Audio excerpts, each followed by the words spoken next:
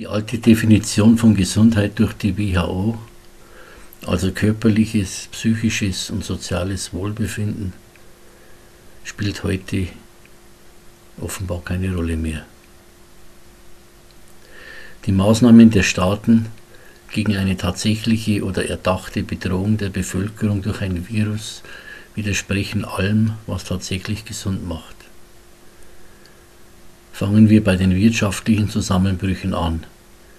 Die Zahl der Hungernden ist im letzten halben Jahr brutal angewachsen, was in jeder Hinsicht krank macht, von der steigenden Zahl von Hungertoten gar nicht zu reden. Aber auch die um sich greifende Arbeitslosigkeit macht krank, zerstört Familien, treibt in den Ruin, in die Sucht. Machen wir weiter bei den verhängten Lockdowns, die sich in manchen Ländern von offenem Kriegsrecht nicht mehr unterscheiden. Die Isolierung der Menschen durch Hausarrest und Gesichtsmasken trifft das soziale Wesen Mensch an seiner empfindlichsten Stelle und macht direkt krank auf vielfache Weise. Die Isolation der Alten und die Verängstigung der Kinder wirkt traumatisch, stigmatisiert und macht krank. Die permanente Angstmache tut ihr Übriges und produziert mutlose Menschen. Die täglich empfundene Ohnmacht ist ein Krankmacher, der alle Viren der Welt an Gefährlichkeit übertrifft. Aber auch wenn wir diese psychischen und sozialen Krankmacher beiseite lassen, die verhängten Maßnahmen machen auch körperlich krank. Denn um gesund zu bleiben, braucht der Mensch Bewegung, Sonnenlicht, frische Luft. Das freie Atmen ist die Grundvoraussetzung für Gesundheit.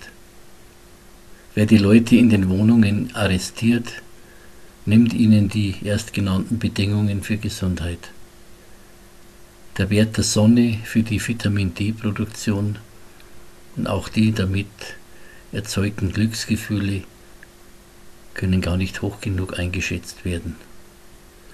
Auch unser körpereigenes Abwehrsystem kann nur arbeiten und sich auf neue Erreger und Mikroben einstellen, wenn man sich ihnen aussetzt. Gesundheit ist also das Ergebnis von vielschichtigen Reizen, kurz von menschengerechtem Leben. Wenn man das alles weiß, dann gewinnt man den Eindruck, dass die völlig überzogenen Corona-Maßnahmen die Aufgabe haben, die Menschen krank zu machen. Und wer profitiert von Krankheit? Die üblichen Verdächtigen. Mediziniker und die Pharmazie schaffen sich durch Corona die zukünftigen Kunden.